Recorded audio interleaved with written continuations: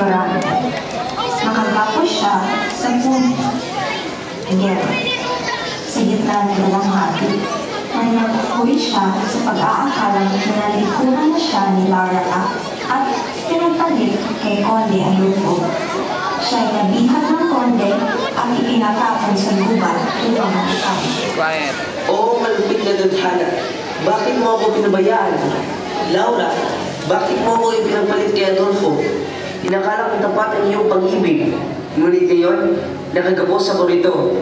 Inabandona at itinintang mamatay. Siguro, ito na ang aking katapusan.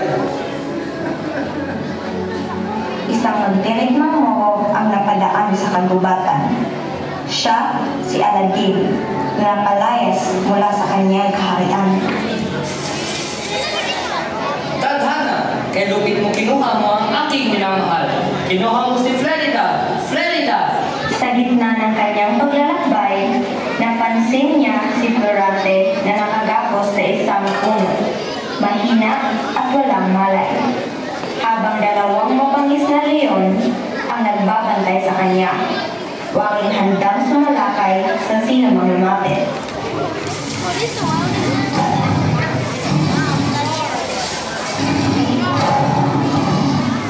Paalam Albania, paalam Laura. Siguro, ito na ang aking katapusan.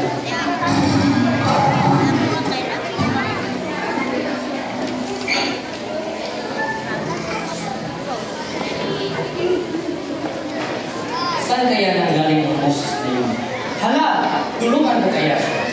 Nakita ni Aladdin ang mga tigre sa tabi ni Florante, kaya't agad niya itong pinatay at tinulungan siya.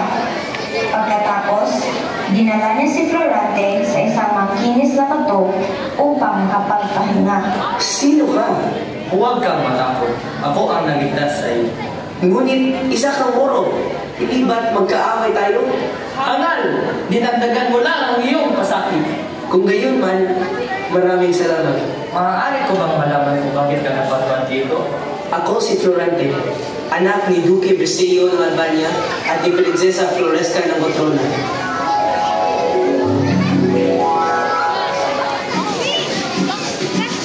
Tulong! Tulong! Pinalik ko! Tulungan mo ako! Isang buwede, lumayaw ka sa aking pinsan. Ito ang para sa iyo. Isinumesa ni Florante kay Aladdin ang kanyang buhay. Nagpigil siya at dagitin ng buhay noong sa puwerta siya. Ngunit, nailigtas ng kanyang pinsan. Bakit ba niya kailangan umalis? Sino mag-alaga sa kanya sa Atenas? Dahil maganda ang magtuturo sa Atenas. Huwag kang mag-alala. Alagaan siya ng mga guro doon. Si Florante ay lumaki sa kakamiyaan. Anak ng makangal na si Duque Beseo at Prinsesa Floresca. Sa murang edad, ipinadala siya sa Atenas upang mag-aral ng filosofiya at sining ng pakikidigma. O pare, maligayang pagdating.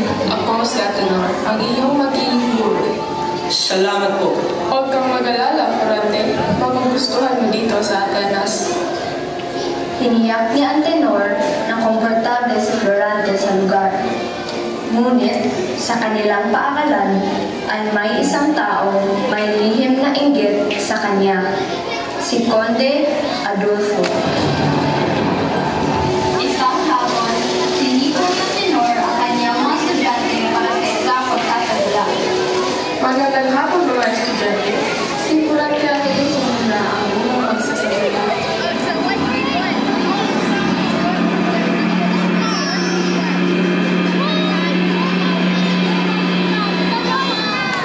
Simulan na natin.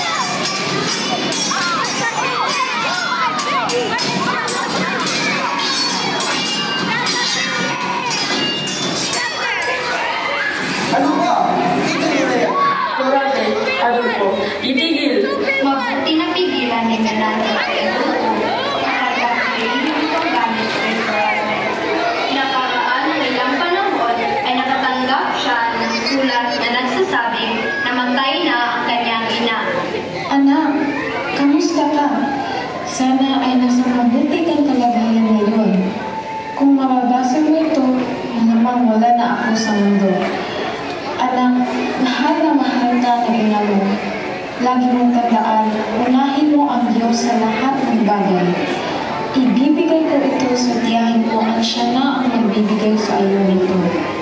Maging mabuti kang tao, matulungin at may respeto sa kapwa. Paalam anak at mahal na mahal kita. Labis na kalungkutan ang naramdaman ni Florante hanggang sa tuluyan na siya ipasumbunang ama sapagkat ito ay may sakit na. Paalam po, mahal na guro, sapagkat uuwi na ako sa Albania.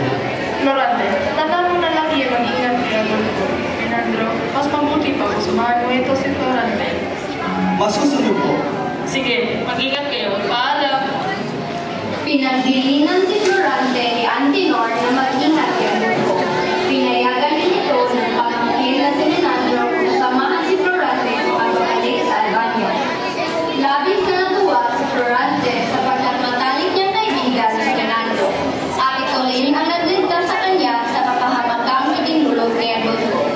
Nang makarating si Florante sa Albania, nakatanggap si Ducreseo ng isang sulat mula kay Hamlinseo. Anak, may tatanggap akong sulat galing sa hari. Puntahan kaya natin ang hari. Sige po, ama. Nakarating si Florante at Ducreseo sa palasyo ni Hamlinseo. Magandang araw, mga hari. Ito nga pala ang aking anak na si Florante. Ang binata sa aking paligid. Ikaw ang papalit sa akin kung nabilangihin ang loob. Totoo po? Oo. Masusunod po. Inatasan ni Hamlinseo si Florante bilang general ng hukbong magpapalaya sa Crotona. Ang bayang pinagmulan ng ina ni Florante na si Prinsesa Floresca. Maaari ko bang malaman kung sino siya? Siya ang anak ko. Naiwan mo na kita para magkiusan kami sa iyong ama. Masusunod po. Magandang umaga sa iyo, mahal na Bilbili. Kanina pa kitang napapansin dito. Ako nga pala si Florante. Maaari ko bang malaman ang iyong pangalan? Oh, magandang umaga din sa iyo, Florante. Ako nga pala si Laura. Lagi kami kinuwento sa aking ama. Ah, ganun ba? Nakakabighani naman ang iyong ganda at katamis ng ngiti, Binibini. Salamat, Ginoong Florante. Bago pa man tumungo sa digmaan, nasilaya na ni Florante si Laura, ang prinsesang anak ni Hamlinseo. Sa unang makikita pa lang, nahulog na ang kanyang puso. Sa isang masayang pagkakataon, nagkausap sila at doon ay nangako ng hugas na pag-ibig sa isa't isa. Sana makilala kita ng lubusan, Laura. Gayun din. Ngunit ilang araw na lang ay aalis ka na. Oo nga. Halika, magsisimula na ang piging. Mag-ingat ka sa digmaan, Florante. Pangako, mawalik ako. Pinamunuan ni Florante at Menandro ang hukbo. Isang labanan ng buhay at kamatayan. Sugod!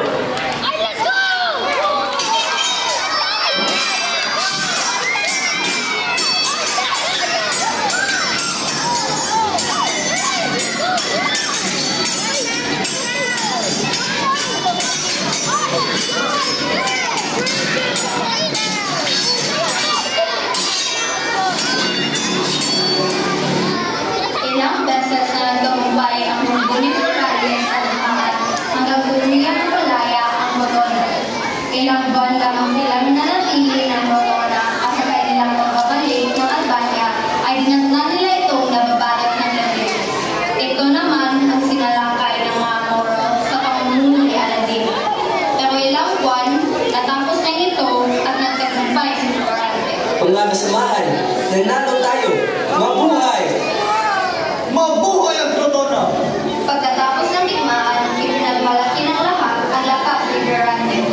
Labis na nainggit si Adolfo sapagkat ipinagbuli ng buong Albania ang kagitingan ni Florante.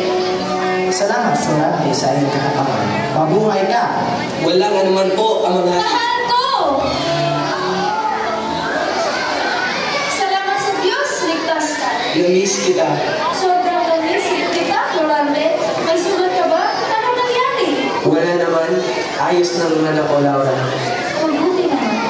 Ayaw talaga ang pamilya na yan. Nagkakainis. Dapat ako yan. May sinasabi ka ba, Adolfo? Wala naman, Florante. Lihim namang nagipag-ugnayan si Adolfo sa mga Moro upang muling mananalakay. Muling umalis ang hukbo ni Florante upang bugisin ang mga mananalakay ng Moro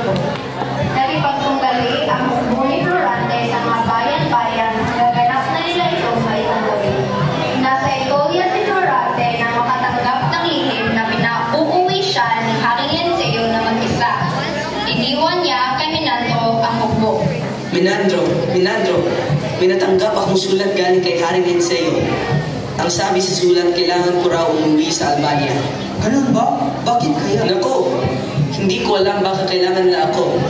Liwan muna kita sa hukbo, ha? Sige, Florante. Ingat sa paglalakbay. Paalam! Sumakay si Florante sa kanyang kabayo papuntang Albania. Dumating siya sa palasyo mag-isa. Dating gulat ni Florante na bumungad sa kanya ang libo-libong kawal na pinamumunuan ni Adolfo. Ano to?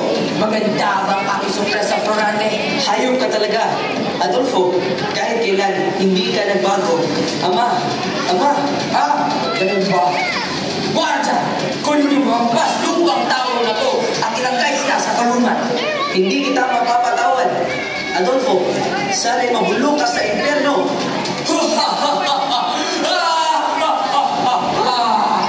Binilanggo siya ng 18 araw upang tuluyang ipatawag ang bata. Nalaman ni Florante na pinatay ni Adolfo kay Haring Linceo at ang kanyang ama na si Dulce. Batid ni Florante na nagpapasal na si Laura kay Adolfo, kaya't labis na labis ang kanyang hati. Nagtapos ang kwento ni Florante nang tuluyan siyang niligtas ni Aladdin. Ako naman ang magsalaysay sa iyo. Ako nga pala si Aladdin, anak ni Sultan Aliada. Inilayo nila sa akin si Ferida at binantaan si Ferida na kung kaya hindi siya sasama sa kanila ay papatayin nila ako. At ang mas masakol pa dun ay inagaw ng aking ama ang aking kasintahan, si Ferida. Napakasakit naman nun. Sa kanilang pagkagala sa kagubatan, may narinig na tinig sina Florante at Aladdin. Ang hindi nila alam, sina Florida at Laura pala yun.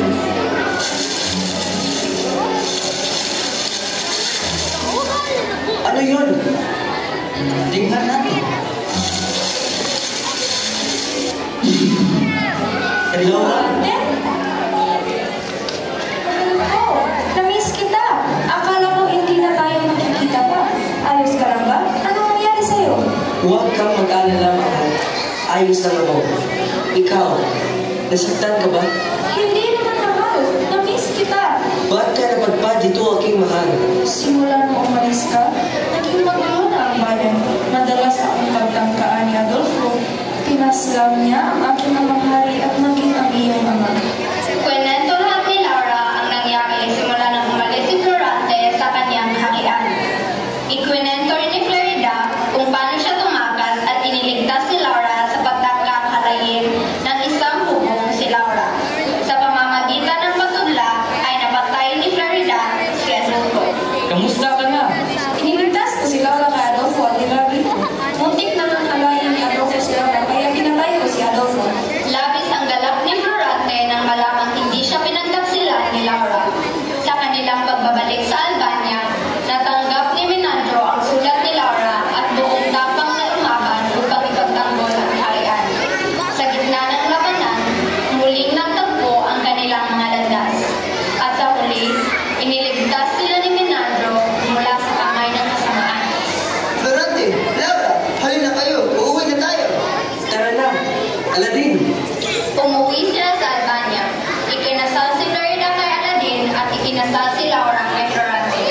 Namatay na si Sultan Aliada kaya nakabalik na sila Florida at Aladdin sa kanilang bayan kamuli itong pangumuan. Itinanghal na ang bagong hari at reyna ng Albania. Sina Haring Florante at Reyna Laura.